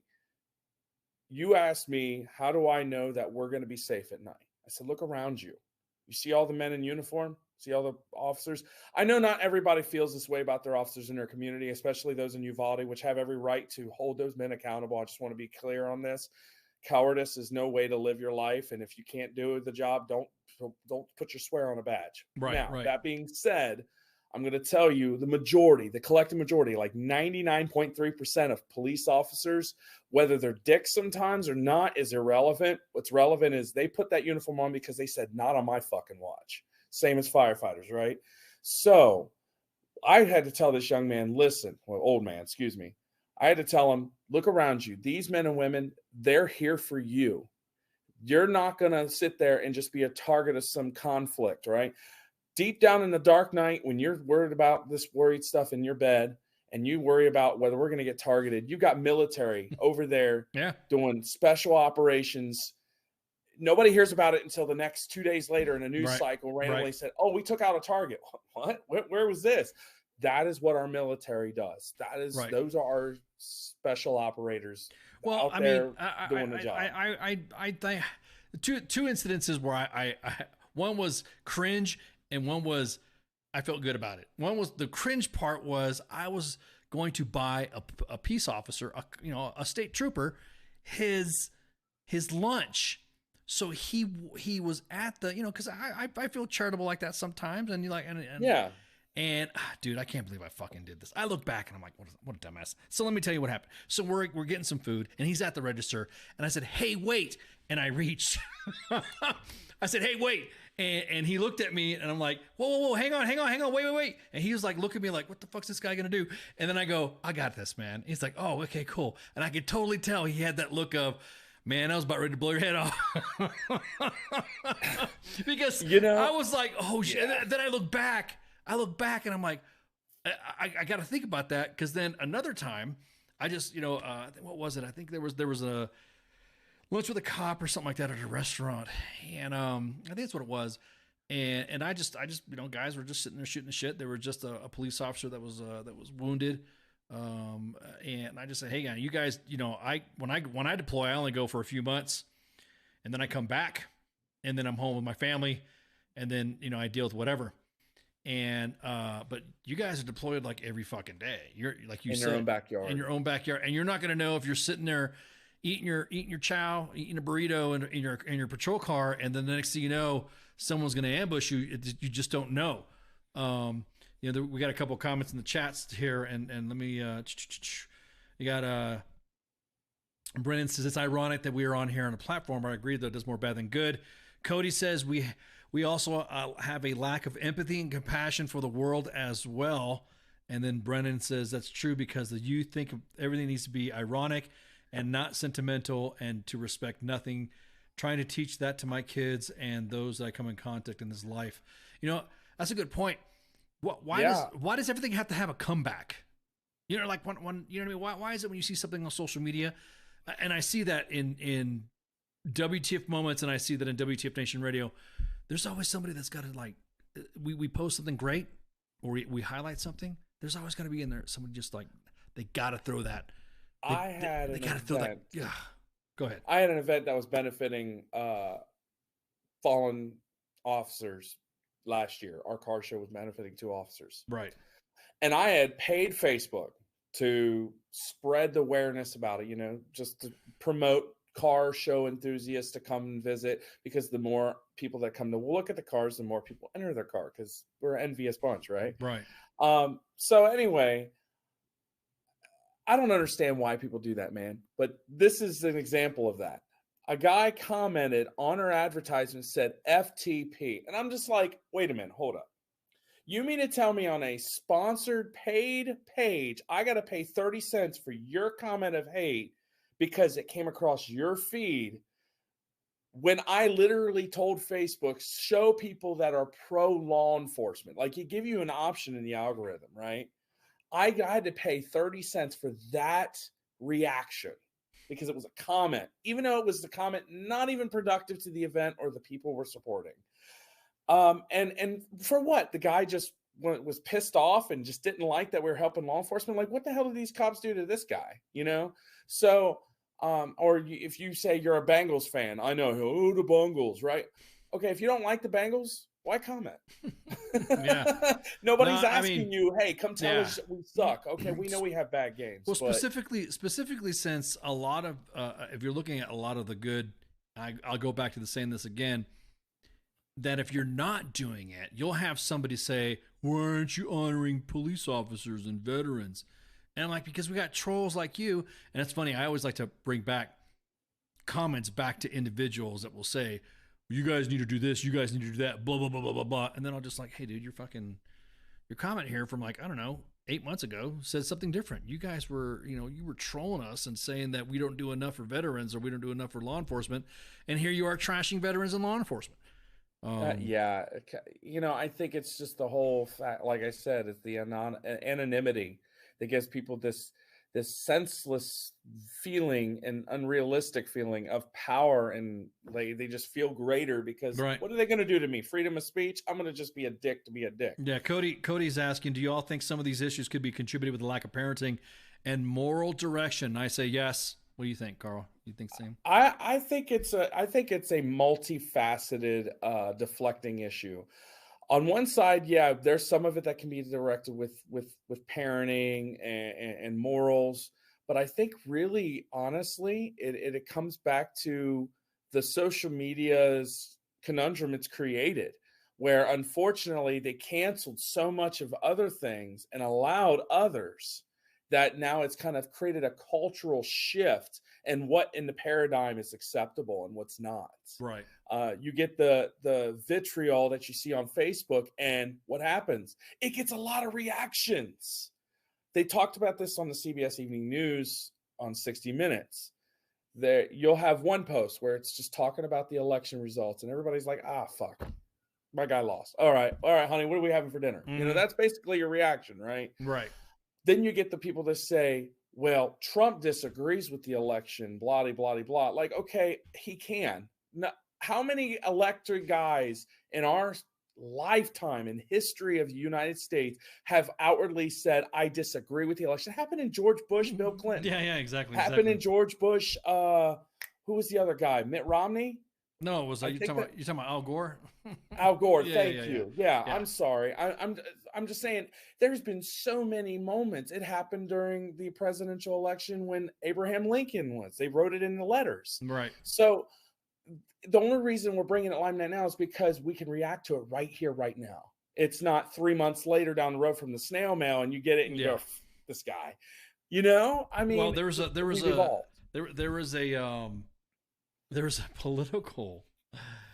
Politico post on Twitter that talked about the election. And you notice now tomorrow is election day for the midterms. And so Political did up some drama of the election being like, hang on, let me get this a little bit better so I can articulate this good. But it's basically, they were talking about the election back in the day. There was calls and stories about fraud, and those were debunked. But this time that may be true. So it was almost like, yeah. I saw an article on Facebook. Month 1, day 1 of the pandemic, as we saw it, March 1st, 2020. Mm-hmm. Masks will save lives. Everybody needs to do their part. Science backs the rules. Okay. Kids need to, in June 2020. Yeah. Should kids wear masks in school? Socialists think it's the right way to go so that our kids, our grandkids can all be safe. Yeah, yeah. Now we flash back June 2022. You better wear your fucking mask. I'm sorry, back in the day. Yeah, go ahead. No, 2022, June 2022. Board meeting ensues, and they said, hey, just so we're clear, we're going to just knock this out now. For Halloween, kids can wear their costumes, but cannot wear masks because we have found that interferes with their education. Oh, my God. Really? Really? So yeah. I've got firefighters laughing their ass off at that. Well, but that's a good thing. But you bring up a good point, though, Carl, is because when you think about it, and specifically when it came to first responders, police officers and firefighters and nurses and, hell, even fucking food service people. It's that they said essential personnel. Remember back in the day, we saw memes saying, yes, I'm essential personnel, and everybody could be locked down but essential personnel. They showed up. They're not vaccinated. They didn't wear masks. They just went and they went to go do their job. So whether they were ringing up your food at a grocery store or cooking up your chow, or they were a cop or they were a firefighter, some of them got sick. Some of them didn't get sick. And then all of a sudden they say, now you need to wear a mask to the same individuals, or now you need to get vaxxed to the same individuals when they've already been exposed to it. I got everyone. It's funny now because I'm probably going to get zucked on YouTube because we talked about COVID one time. That's okay. We're on 5 different channels. It's all right. I'm a firm believer in the pandemic and what it had its impact on the vulnerable people. But I'm going to tell you right now, the whole lockdown was a money grab from the government for everybody to pinch every penny out of every single person for this big, great reset. And I'm not trying to be a conspiracy theorist. That sounds like writings on the wall. That sounds like conspiracy. all I'm saying is look at the inflation and how it's impacting every one of us. I look at stimulus checks didn't help. Do I look at it as a control measure that probably fucking happened? Yeah. That's what I meant. Yeah. Did I look like there was an impact to where? Yeah, because when you get into the line of you start seeing like the code words of how do I say this? The code words of the how do I say this? I don't want to sound like QAnon, you know what I mean? Because they have their own. Hell no! Yeah, because they will sit there and say, no, I'm saying they'll go, oh well. So there was a doctor, Dr. Leanna Wen, that says back in the day, everybody needs to get vaxxed. Everybody needs to get, contained. Everyone needs to lock down. If you can't get vaxxed and you can't fly, everyone needs to wear masks. And then lo and freaking behold, now, as of just a couple of weeks ago, now she says, hey, let me post that thing up here. I believe she said something to the regards of just focus on the vulnerable. Yeah, well, now she admits that masking a student, dang it, Daily Caller.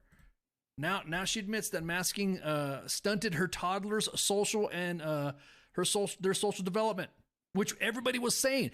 If you had dropped this a year and a half ago, you would have been called a conspiracy theorist. You'd have been deplatformed. You'd have been called, whatever. And we did. Exactly. And so the next thing you know, you're like, and Brenna's got a good point. Anything that you say now that people were asking, now you're cute. Now you're QAnon. Now you're, and I'm like, dude, asking questions about the whole thing wasn't the fact, and I ranted about it a couple of days ago. You're okay. And about the same thing. It's just like, dude, like, bro. No, all I'm saying is we have a right to think. In fact, that's why science says try. Okay, the try and try again until you find the method that's true. We still don't know enough about this virus other than what we're told, right? And right now, all we know is it's another respiratory virus to go through the cycle like every other virus during the fall and winter months. And, some people are going to succumb to the virus, whether it's influenza, whether it's RSV, whether it's COVID, the trifecta as the news is pushing out. But the reality is it's just another virus in the system. And all we have to do is just take care of our own quality of health, eat right. And if you feel like you need the vaccine and you choose because your immune system and your doctor, that's a conversation between you and your doctor. That was a choice. That was back when it was a choice. And now. And it should be a choice. And when somebody now talks about it not being a choice, yeah, we can go back and forth about that. But I was just talking about how the election stuff, how we were talking about that you were just talking about the election and what people were voting for and what politicians said. Let me drop another screen cap. And this is from Politico, and I just laughed my ass off when I saw this. Well, sure. These guys with their clown shoes, they said that the 2020 presidential election was rife with allegations of voting machine hacks that were later debunked. And that was 2020. But then now, all of a sudden, because it looks like there's going to be a huge turnover of seats in the Senate or in Congress, now they're like, oh, well, there might be real risks that hackers could tunnel into voting equipment and other election infrastructure to try to undermine Tuesday's vote. Dude, if I'd have said this before this fucking Political article out, everybody, of course, would have been fucking calling you a conspiracy theorist. Everyone else would have been calling you, you know what I mean? Did we forget about what happened in 2016? What happened in 2016? No, 2017 specifically. What happened in 2017? When Trump won the election, how many thousands of people were in the streets stopping traffic saying, not my president, and said the election's rigged. Or hashtag this resist. This is going to be a cycle every 4 years until they figure out some way, which unfortunately I don't think they are. I think it's a social media problem. It's TikTok, it's Facebook, Twitter, where these nonsensical theories and theologies are being shoved down our throat till we all agree one way or the other. Bifurcated. Well, yeah, I tweeted out we've WebMD'd ourselves, like everything, because you know how. No, for real, because you go on WebMD. And like, for instance, say you twisted your ankle. Okay, twisted my ankle. Do you have pain going up to your leg? Yes, I have pain. And then you hit search. You may be suffering from ass cancer, testicular cancer, breast cancer, brain cancer. You have 15 tumors, and you're like, and you're like, wait a minute, I sprained my ankle and I have pain going up my leg. That's all I got. Now the same thing happened with COVID. The same thing happened with election bullshit. We've WebMD'd ourselves to where now every fucking thing hey, are we sure? Just be saying this. Are we sure that the election's going to be secured? That right there, that comment immediately WebMDs me to being a fucking insurrectionist or being you don't trust the system or whatever. And I'm like, bro, it's exactly that. Bagoner says WebMD and Google makes people professional experts, as we all know. Takes you 10,000 hours to learn a subject and spew it out after utilization. Not 10,000 hours to look it up and tell yourself that you're a fucking expert. Yeah, well, but yeah, I mean, of course, because Google tells me I'm an expert, because if all I got to do is Google it, then why have doctors? It was funny. It's like you telling a doctor, well, I searched on Google that, this is why my ankle, I'm using the ankle terminology because, I'm just for an example, but we've WebMD'd ourselves when it comes to that. And I was just wondering, to round about the question that I wanted to ask about first responders, did you see or did you notice any psychological impact with them? I mean, did you with COVID? Yeah, I mean, like as far as there was a large majority that I sensed from many of the friends that I know that work in law enforcement, several that actually retired. It was a mass exodus, okay, right. And that was part of two parts. It was COVID and it was the defunding bullshit, right? But beyond that, I think the mental health aspect was they felt isolated.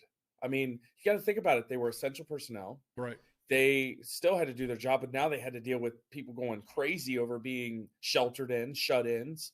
Agoraphobia is at an all-time high in the last 50 years because of the pandemic. What's agoraphobia for those who fear fear of other people and Right. exposure to the outdoors. Gotcha. So it's basically fear of the unknown, right? Mhm. And what you don't have control over. It's the number one cause of mental health issues, and the number one symptom is subjugated as loss of control. You don't want to lose control. PTSD is the same way.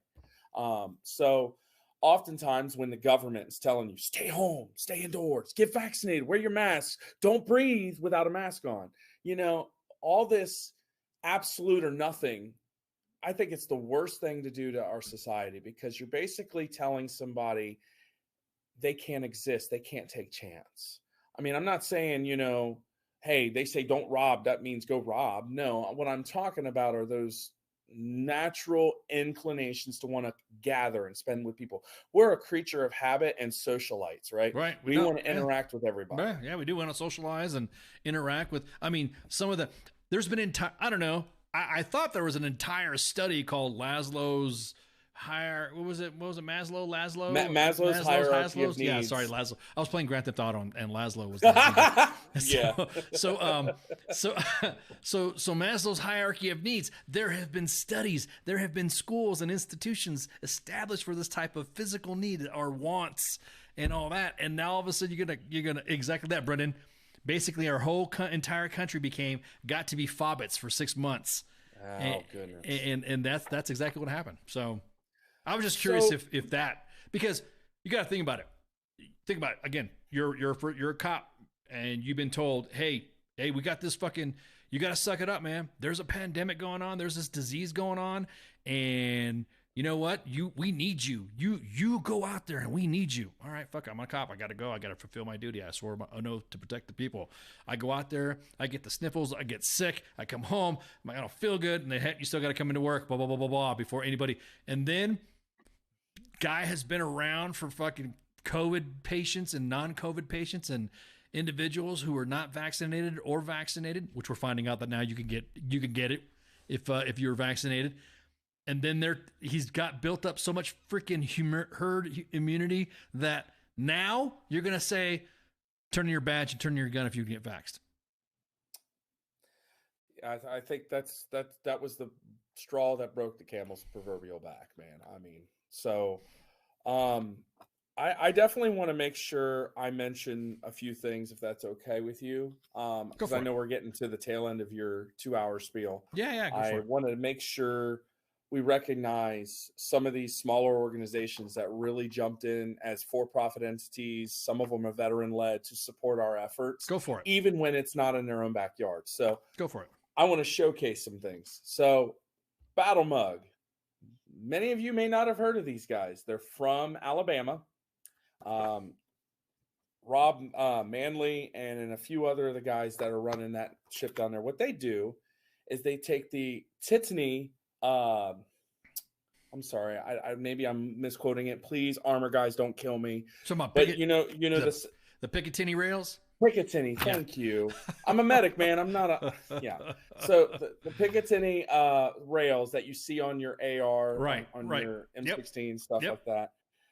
You can attach things to this like a Surefire, your EOTech. I don't know if you want to, just for fun, right? Yeah. But you put a carrying handle to an AR. Yeah. Yep. Yeah, they actually sell the carrying handles that go onto them and everything awesome. else. Awesome. Actually, one of the items that's up for grabs at our concert, so we can let people know around our area, this is what it looks like without the handle. If I can figure out how to open this box. There we go. It opened weird. That's why. So that's what the mug looks like without the handle. Sweet. And it is dishwasher, not dishwasher safe. That's what it says in the box. Well, isn't it made out of metal or something like that? It is, but I would think if they go to stainless steel, like maybe inside, get it graded or something like that, that would be a really good move. Yeah, exactly. I don't want to taste, because I see something like that and I'll just want to put some lubricant on there to clean it up like a rifle. You know what I mean? I put some CLP on there. So. Right. But no, Battlefield decided they wanted to support our cause. I reached out to them. And I think a lot of first responders and military, as well as the veterans, would love that kind of product. So check out them on battlemug.com. They're good guys. They're all about fighting a good fight and supporting our heroes. So please go out to their website, check them out. Tell them Carl from Back to Heroes Rumble sent you. I'm sure Rob will really love to hear that. Yeah. Also wanted to touch base about another event. So I know a lot of you guys, like was said earlier in the show, we have our concert on the 12th, but there's another event that you can actually participate in virtually. So, and the reason why is because they sold out in 35 minutes, this concert. Oh, so wow. The concert is led by Joe Walsh and the James Gang for their Unite tour for One Last Ride. And they have Dave Grohl as their special guest from the Foo Fighters. And then they have sets from the Nine Inch Nails, the Breeders, and the Black Keys. And all these guys are performing to raise funds for 16 different veteran-led and veteran service organizations, this time in Ohio, or who do their operations in Ohio. And we were one of the charities selected and chosen to be a benefactor of, as well as to get that exposure that we so lovingly appreciate getting Right. for our mission to serve our first responders and our military. Now, the reason why they chose us is because of our program, Operation Never Forget, our brainchild, our car show where we honor the families of fallen police, fire, and military, and also recognize Vietnam veterans who served our country and didn't get the warm welcome, love home like our units did today.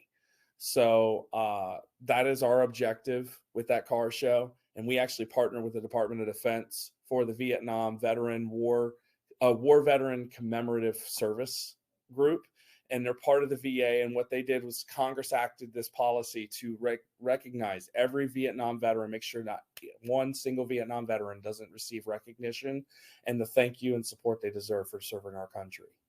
And that event is taking place on the 13th of November, benefiting that program, Operation Never Forget, for us, as well as 15 other nonprofits missions.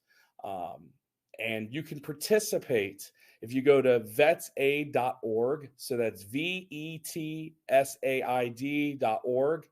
I'll see if you guys, WTF Nation, can add that to your chat. If you go there and you click on the link when it says for global streaming passes, it's $20. And you can get live streaming of the entire event starting at 6 o'clock the 13th of November. And it benefits all these organizations. Well, we just dropping that in the chats right now, my man, because I was waiting for you to announce it, because it's in there. It's in the chats. Everyone's got all the chats. Thank you. So, and this is the Joe Walsh comes home for one historic night of Ohio rock. I didn't know Ohio has its own rock. Some people say Ohio doesn't exist. So I'm just saying Ohio has their own rock. Joe Walsh from the Eagles, he's from the northern section of Dayton, Ohio. Okay, James Gann to reunite One Last Ride with special guest David Grohl, plus from sets from Nine Inch Nails, the Black Keys, and the Breeders. So it is in the chats. No, it's okay, Brennan. That's what we're here for, man. That's where you ask and we'll drop the chats. The chats are live, man. And I'll drop whatever link you want in there, and with the exception of Twitter, because Twitter is the way it is. Hey, Elon, you need to get a chat feature for Twitter, so that way when we're broadcasting live, people can chat. Anyways, yeah, exactly. No, Brennan, we appreciate everything you support and joining our mission. I know you're up all the way up in Norway. And we over here in America appreciate your support. It means a lot. I know when we were deployed in Iraq, all the way from 2003 until we got out of that shithole, I'm going to tell you right now, man, our counterparts and our coalition forces from Poland and everywhere across there, they were the reason we were able to fight and stay safe as much as possible. We only lost 4,500 plus souls. We could have lost a lot many more. Right. Yep. North Carolina. Oh, he's in North Carolina, not Norway. I saw Norway, so I apologize. He said lives in hell, Norway. Oh, okay, get it now. Well, North Carolina. Well, hey, it was a good segue. Yeah. Well, North Carolina has its own country, so anyways, I miss North Carolina. Sometimes I do, but my buddy's actually serving in Fort Bragg. Huge shout out to Mike Widmeyer. He is a specialist in the United States Army. I'm kind of guilty, kind of motivated him to do it. And he jumped the ship, and he is an airborne unit. He's an airborne unit support unit, and he is one brave son of a bitch. He actually got to do something some people haven't done since World War I. he got to air jump. World War II. He got to air jump into Poland, which was really cool. He just got back from a 6-month stint in Poland with refitting and serving the needs of those over in Ukraine during the beginning of the conflict. Oh shit! And just huge shout out to him and his unit. You guys are badasses. Glad you're back home. And if you do ship over again, we got your 6. But yeah, just I want to give a shout out to him because he was actually one of the original board members of our charity before he left. Oh, that's cool. That's awesome. So small world, man. The guys, I'm telling you, as everyone's in here.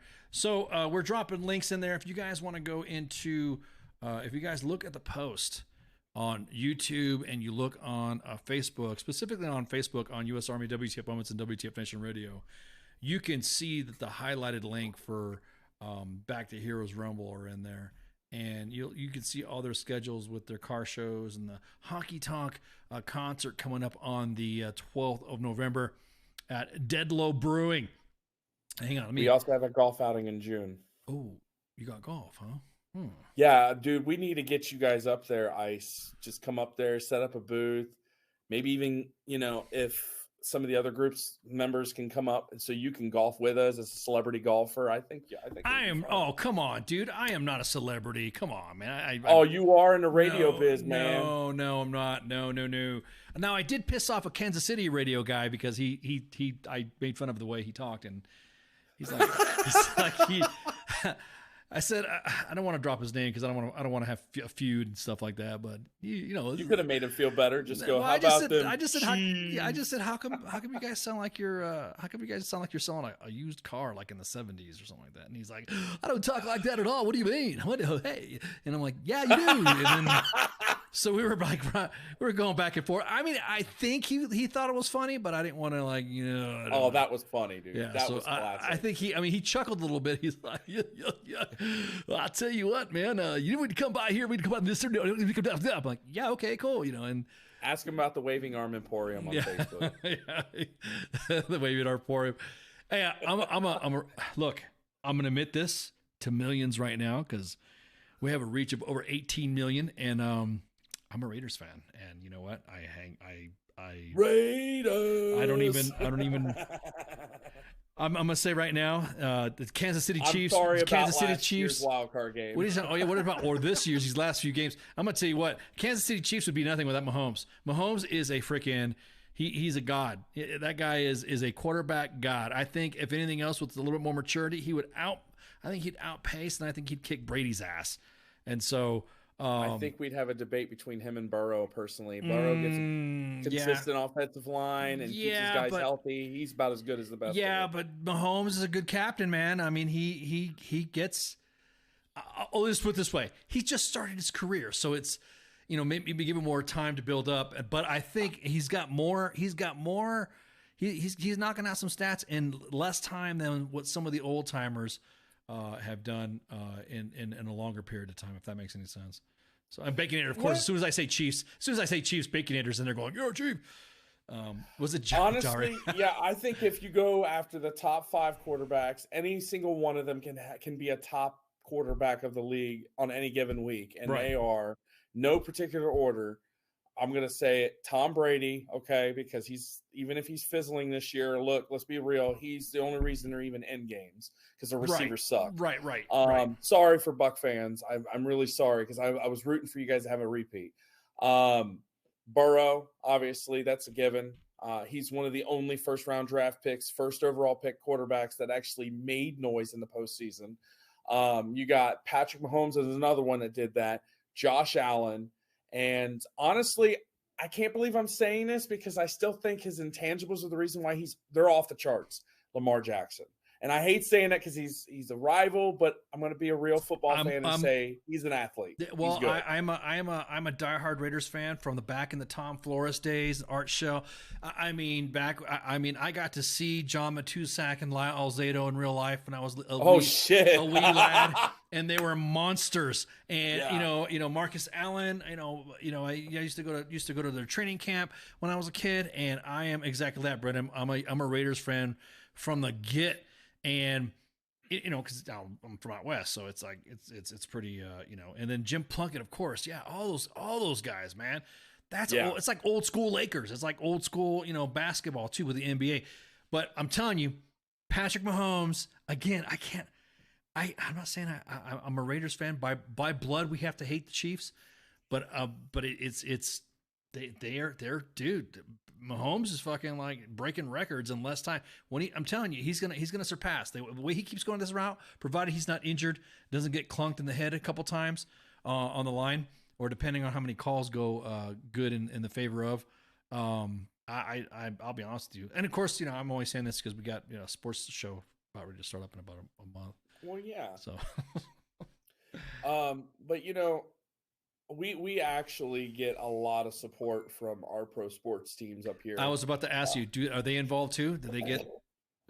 We're not quite to the involvement that you normally would expect to see, like an NFL player coming and being involved. Right. But we get a lot of the Reds Hall of Fame players. And when I say Reds Hall of Fame, I'm talking about the Reds players that aren't necessarily in Canton, but they're involved in their own Hall of Fame. So they're big in Cincinnati. We've got that foundation that's pretty involved with what we do.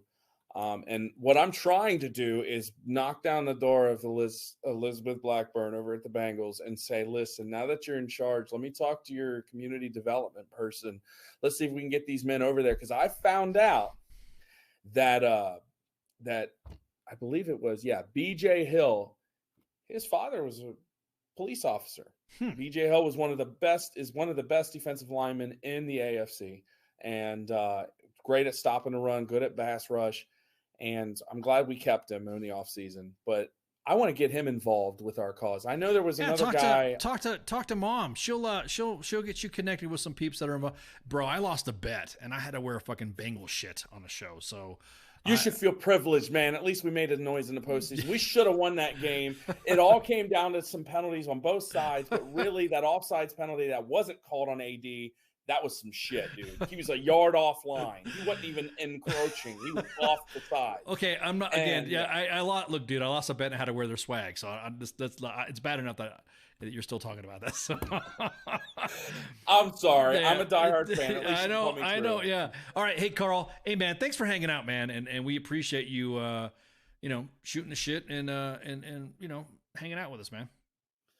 Yeah, and I'd like to have you guys come up sometime. Like I said, next year, that would be fantastic. We can get you guys involved with what we're doing on a in-person level. Sure. Plus, I'd love to meet you guys.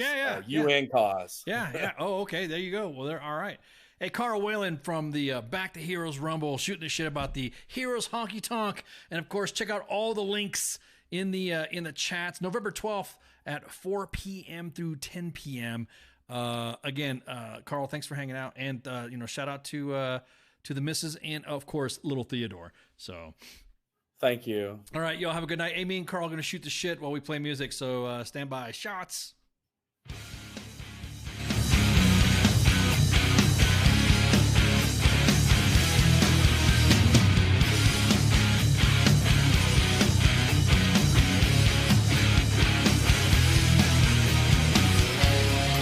Take a look inside your life.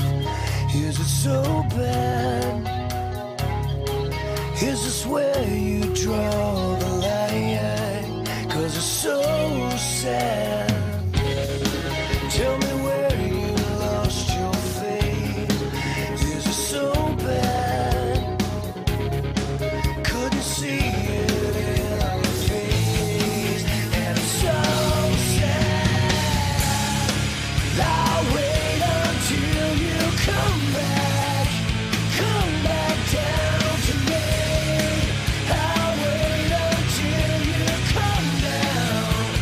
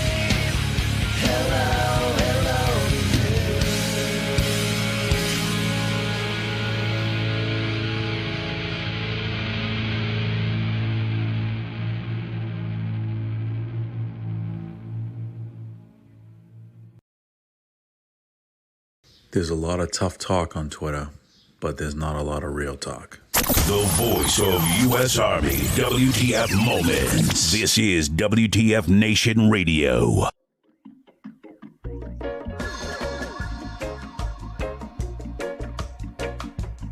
And we are back. Play some of that Rasta Jamaican music. Feeling a little bit Irie, man. Oh man, I think about going to Jamaica. Got some plans. Yep. Anyways, man, appreciate Carl coming out and shooting the breeze. Hey, do we got a cut sheet up ready to go there? Shipwreck and the thingies of the thingies. Are we ready to go so we can talk about what we got going on mañana? We got Pop Culture Warrior. With what's his name? We got what's I got? Renford Ligon and Chris Brunetti. They're gonna be coming on, so it's gonna be pretty cool. I can't wait. Let's see what else we got. Do we have the let's see. Cool content. Who we have on here? Where is the cut sheet essay? You got November the 8th, Renford Ligon. Yeah, where's it? Just drop it in the link, man. Just drop it in the link. Drop the link in there. And then, and you want to read it off? Go ahead, man. Go ahead. Go for it. So November 8th with CQ Pop Culture and Radar, you got Renford Ligon. Ligon, yeah. He's Ligon. Yep. He's, Broken Toys of Becoming a Green Beret. A couple other things there. And then on Friday with Kicking It with Kaz and Pokey there. Pookie. He's done a self-published book of Tear to Triumph. And he's going to be talking about struggling homes from combat, family struggles, medical issues, and so forth about getting out and becoming lost. Sure, that's going to be a deep show there. Yeah, dude. It's gonna be yeah. It's gonna be touchy. I might not have to listen to that one. Yeah, I always, man, every time, and well, Chris Brunetti's got a story like that too, man. So it's like there's a struggle of stuff like that. So it's yeah, vets coming back and stuff like that, and it's just like it's not tough. easy. Yeah, it's not easy. Anyways, so we got a show. We got a show Monday, Tuesday, Thursday, Friday. We also have broadcasting on 2 Facebook pages, WTF Nation Radio and U.S. Army WTF Moments, and then of course our Twitter feed, a Twitter account has got WTF Nation Radio, and then we're on YouTube at WTF Nation Radio and Twitch at WTF Nation Radio. So we got enough platforms with WTF Nation Radio and WTF Moments to wet your whistle on the WTF Nation. I can't wait to get everything set up for our podcast. That way you guys can download our shit, listen to it later. Everyone's saying that they're using I guess there's if you have an iPhone, you can listen to the show, and then now I guess you can listen to YouTube music. And close the app and then listen to it. I guess that's the new thing. So somebody told me about that. That's pretty cool. I'm going to have to try that and listen to some tunes. Every show starts at, of course, 8 o'clock or 2000 Eastern Standard Time.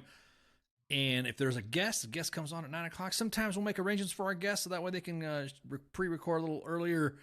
And, man, I think that's it. That's almost pretty quick. I think that's it. So you got anything for me, Shitrock? You good? Yeah, I'm good. All right. I just want to double check. All right. So make sure you tune in to Pop Culture Warrior, and I'm your host, and also the other host is a Shipwreck, and we're out. Y'all have a good night. Shots. See ya. Shots. Hey, this is SEAC retired John Wayne Troxel.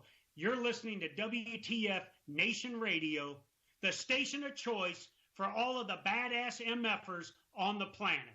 The voice of U.S. Army, WTF Moments. This is WTF Nation Radio. On WTF Nation Radio is to be considered the opinion of the person that stated it, and not an official representation of WTF Nation Radio. Я батько. Я молодший брат. Я водій маршрутки. Я скоро одружуся. Я фанат Шахтера. Начальник отдела продаж. Я прораб. Я программист. Я свидетель на свадьбе. Фальшица. Дядя Юра, таксист. Я вчитель фізкультури. Я студент-геолог. У мене своя фірма. Я кращий друг зі школи. Я сусід, який завжди стукає по батареї. Я єдиний син.